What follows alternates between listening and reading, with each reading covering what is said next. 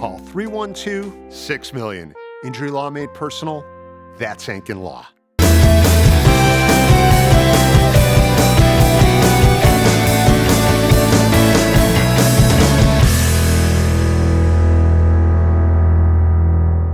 It seems like they're doing a pretty good job of producing players and some upside, despite still not really getting their international program off the ground. They're trying to get a new facility up and running by the end of the year.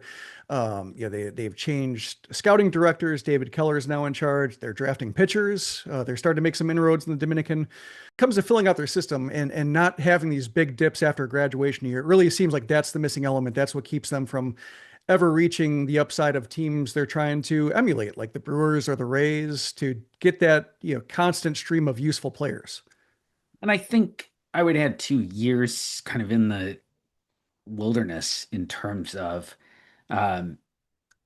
analytics, technology, new ideas.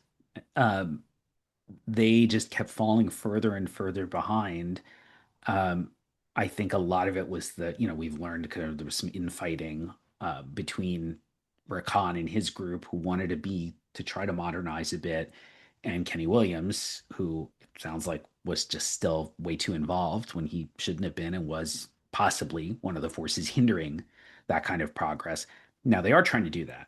It takes years. I mean, we're going to see this in Colorado, where Paul DePodesta, who obviously everyone thinks is actually just a spreadsheet in human form, is going to try to modernize probably the least modern of all 30 organizations. And it's going to take years to do that, because it is about adding facilities, adding personnel, but then also just changing an entire culture and mindset of an organization. Like, I love the fact the White Sox brought in Carlos Rodriguez from Tampa Bay, who I think is tremendous, who has experience on the player development and international side, who comes from an organization that's very good about integrating scouting and analytics, and that's very good about empowering its people. Tampa Bay, and we've seen that culture in Los Angeles too, with Andrew Friedman, obviously the common DNA there. You talk to scouts for either of those organizations, and they know kind of everything that's going on. They feel really involved in decisions. They understand what's asked of them and what tools are at their disposal and what they're looking for. And they all very much talk like they're on the same team and they're going in the same direction. That's what the best organizations do inside and outside of sports. And I think bringing him in is an acknowledgement, not just that he's great, but that, hey, we need to reset the culture here a bit after years of kind of organizational dysfunction.